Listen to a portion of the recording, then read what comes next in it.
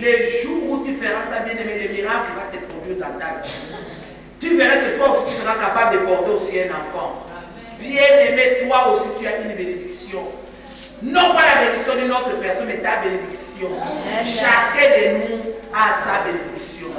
Parce que Dieu a déjà parlé à Abraham que toutes les familles de la terre seront bénies en toi, Abraham. Aujourd'hui, bien-aimé, cette bénédiction d'Abraham s'accomplit en nous en Jésus-Christ. Est-ce que tu as compris? Élève ta main droite, dis que je suis béni. Je suis béni.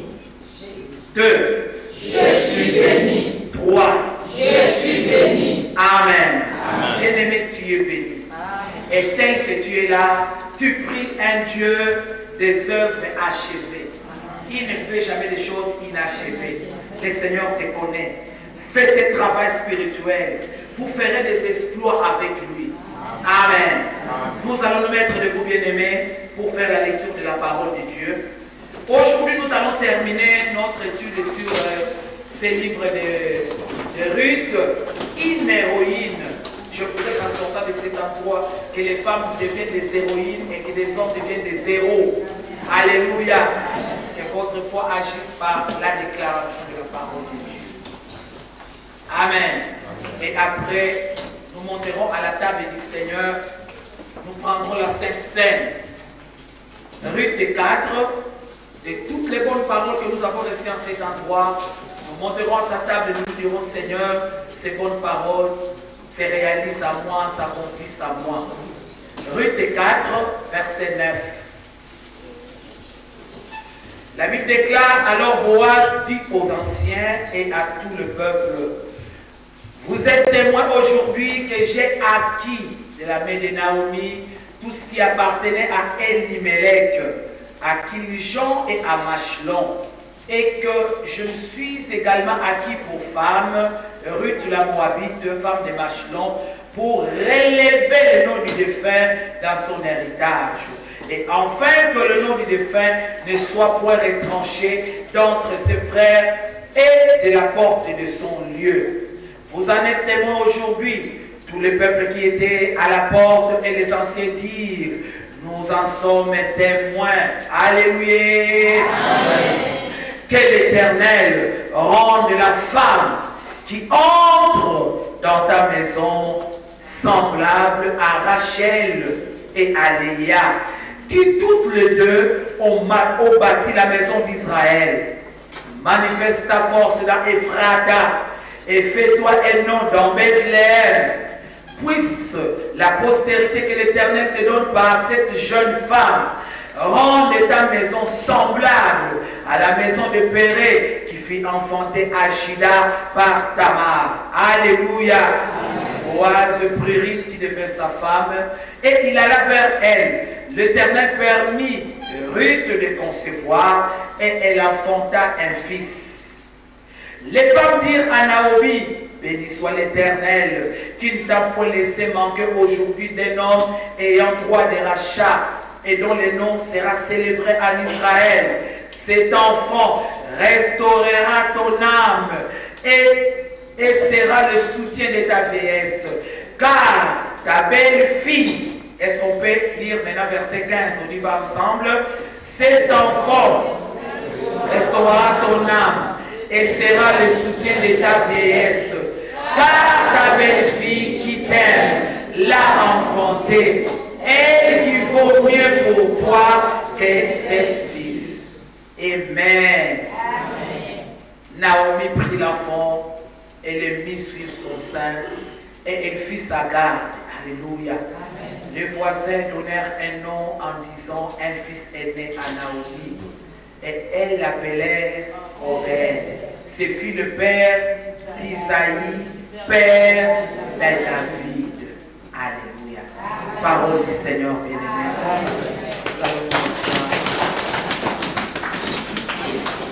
Amen.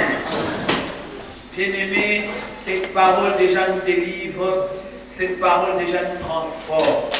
Amen. Hier, nous avons compris ensemble que cette jeune femme est en train de glaner Et hier, j'avais expliqué, lorsqu'on dit glaner, ce que ça signifiait. Glaner, pour ceux qui sont venus seulement aujourd'hui, signifie, c'est-à-dire que lorsqu'il y a la moisson, après que le moissonneur ait cueilli le fruit, maintenant les fruits qui tombent, amen. C'est-à-dire que Ruth, elle, est allée ramasser les fruits qui tombaient derrière le moissonneur. Ces fruits-là qui tombaient chez le juif étaient destinés pour les veuves et les pauvres. Alléluia. Hier, nous avons dit que ne néglige jamais les faibles des commencements. Travaille là où on te met.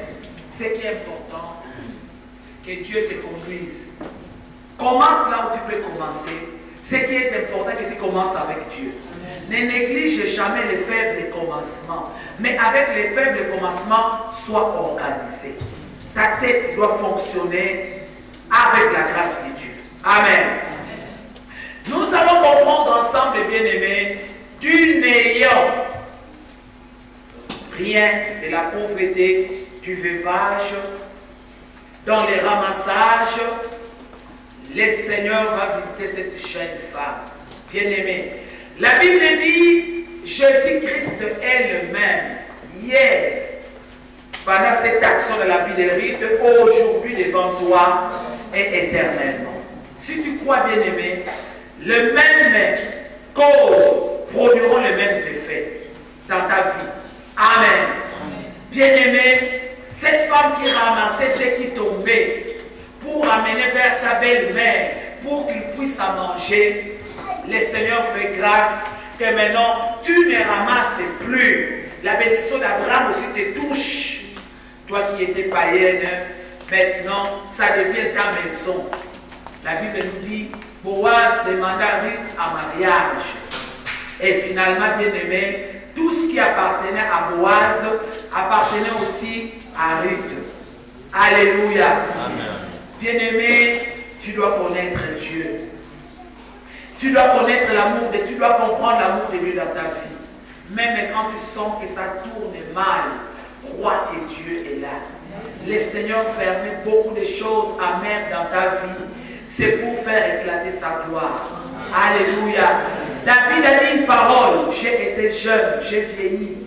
Je n'ai point vu les justes abandonnés, même pas sa postérité, mendiant son père. Bien-aimé, moi je ne sais pas quel nom que les adversaires te donnent pour gagner.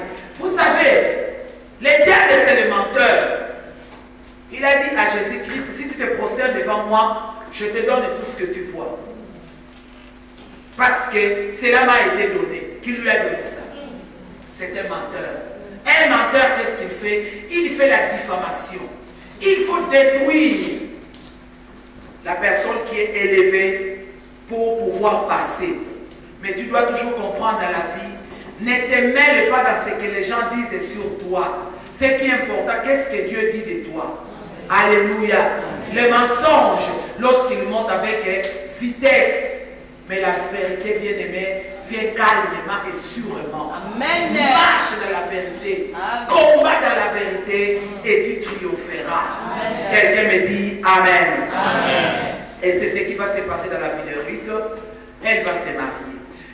Je veux encore souligner, dans son premier mariage avec Machlon, cette jeune femme n'avait pas d'enfant. Amen. Pourquoi? Parce que toute sa vie, il n'y avait que la sécheresse. Je vous dis la vérité, vous ne pouvez pas être attaché au Seigneur et rester sec dans votre vie. Quand on rencontre Jésus-Christ, c'est la bénédiction. Tu verras que maintenant les choses commencent à bien tourner dans ta vie. Mais ce qui est important, c'est ta tête. C'est ta façon de voir les choses. C'est ta façon de croire à la parole de Dieu. Et cette jeune femme bien-aimée, la Bible nous dit, dans son premier mariage, elle n'avait pas d'enfant, mais dans le deuxième mariage, Dieu va permettre qu'elle puisse concevoir. Je te dis la vérité. Maintenant que tu m'entends, Dieu va permettre ta bénédiction. Que tu la vives, bien-aimée, et que tu puisses en témoigner. Amen. Dieu va permettre les portes qui étaient fermées, que ces portes-là s'ouvrent.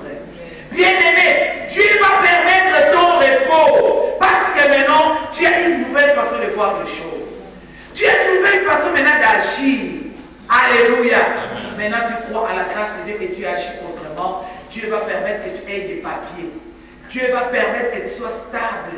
Le Seigneur te connaît que tu n'es pas stable. Mais si réellement tu proclames Jésus-Christ, tu es ma stabilité, il te rendra stable. Amen. Et cette jeune femme, dans son deuxième mariage, d'abord, elle épouse un homme riche, un homme puissant qui s'appelle Boaz. Boaz, c'est l'image de Jésus-Christ. Amen.